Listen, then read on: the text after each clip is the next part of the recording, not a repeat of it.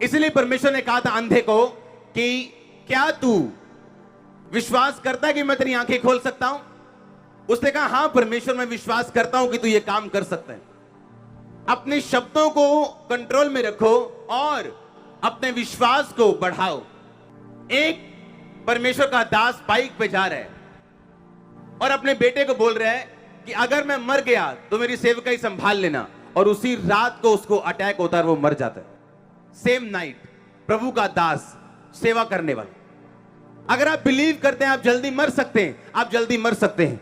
अगर आप बिलीव करते हैं बाइबल के ऊपर कि मैं तुम्हें दीर्घ आयु से तृप्त करूंगा और अपने की हुई साल्वेशन को दिखाऊंगा, कोई दुनिया की बीमारी आपको जवानी में लेके नहीं जा सकती। पर आपका बिलीव क्या है?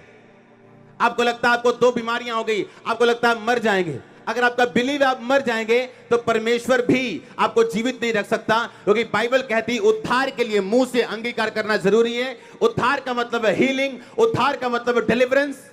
हालेलुया। इसका मतलब अगर आपका मुंह का अंगीकार सही नहीं है तो इसका मतलब उद्धार का उल्टा ये है, बीमारियां, गरीबी, श्राप। परमेश्वर ने एक स्ट्रक्चर बना दिया, एक मॉल बना दिया, उसके अंदर आपने घुसना है। अगर चंगाई चाहिए तो उसी दुकान पे जाना है, उसी वर्ड पे जाना है, उसी वचन पे जाना है जो चंगाई के रिलेटेड है कि उसके कोड़े खाने से मैं चंगा हो चुका हूं।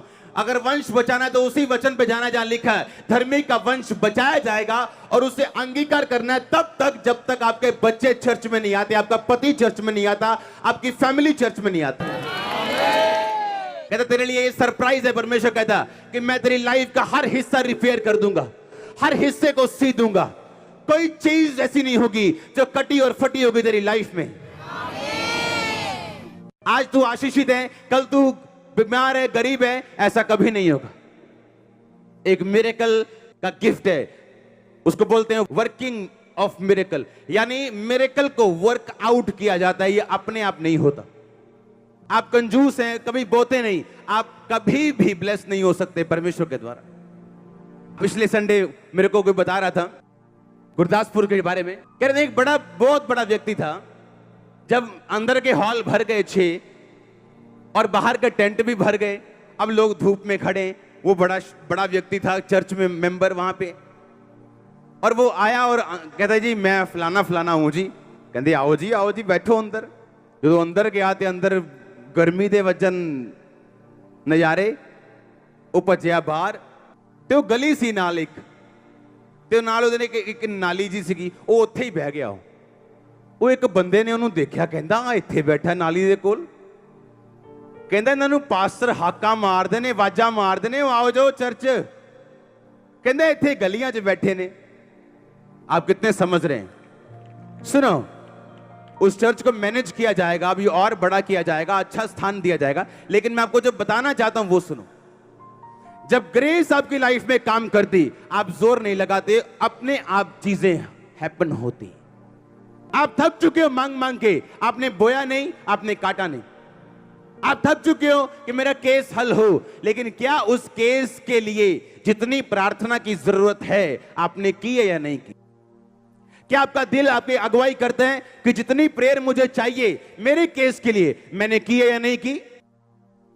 ये क्वायर जानते हैं, इनमें से कई लोग जानते हैं, जब प्रार्थना करने का टाइम आता था तो ये लोग भागते थे।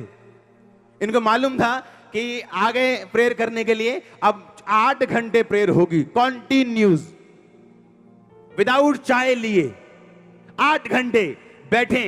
कभी हारमोनियम, कभी फोन पे परमेश्वर का सॉन्ग चल रहा है, कभी हारमोनियम में चल रहा है, कभी फोन पे चल रहा है, कभी गैर भाषा, कभी प्रेयर, कभी वर्शिप। 8 घंटे 6 घंटे मैंने प्रेयर की अपने केस के लिए।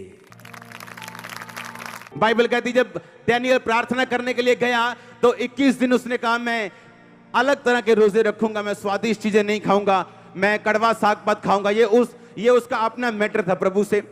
और 21 दिन रोजे रखे और प्रार्थना की, और बाइबल कहती पहले दिन उत्तर आ गया परमेश्वर का आसमान से, लेकिन डैनियल तक पहुंचा 21 दिन में। एक दिन मैं बड़ा निराश बैठा, 2005 में या 4 की बात है ये, सोफे पे, और ऐसे हम सोफे पे बैठ के प्रार्थना कर रहे थे। और एक दिन एक भविष्यवाणी हुई मेरे लिए, और आत्मा उतरा प्रभु का, और एक सिस्टर ने बोला कि परमेश्वर कहता है कि मेरे बेटे अंकुर मैं तुम्हें चंगा करता हूं। सुनो, और मैं खुश हो गया। मैं कहा ले भी आज तक काम हो गया अपना। और जब मैं घर गया और जब रिपोर्ट डॉक्टर को चेक कराया तो ये भी ज्यादा है, इतना भी फर्क नहीं था। सुनो, इतना भी फर्क नहीं था। अब मैं बोलूं कि क्या परमेश्वर सच्चा है?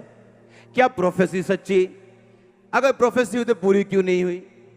और जब भी मैंने किसी से मिलना, उन्होंने कहा कि खुदा कहता तू हील है। मैंने कहा ये कहने कहाने का काम बंद कब होगा? ये प्रैक्टिकल खुदा कब करेगा? सुनो, जब परमेश्वर एक ब्लेसिंग को रिलीज करता है आपके ऊपर, इसका मतलब ये नहीं वो आपको मिल गई। आपको उसके लिए वर्कआउट करना है, आपको उसके लिए प्रेयर करनी, आपको उसके लिए फाइट करनी, ताकि वो उतर सके प्रैक्टिकली आपकी लाइफ। और तब मैं प्रभु से मांगने लगा कि परमेश्वर, मैं चंगा हो चुका हूं, और प्रार्थना और ये 2-2.5 घंटे वाली प्रार्थना नहीं, जिसे आप सोच के करके सोचते हो बड़ा बड़ा तीर मार लिया 2 घंटे बैठ के। अगर केस बड़ा हो तो प्रार्थना भी उसी लेवल की चाहिए। जिस टाइप का डेविल है उस टाइप की प्रेयर चाहिए। इसलिए चेले दुष्ट आत्मा को निकाल नहीं सके। प्रभु से पूछा, हम उसे क्यों नहीं निकाल सके? यीशु मसीह ने कहा, कुछ जातियां बिना प्रार्थना और फास्टिंग के नहीं निकलती। आपके कुछ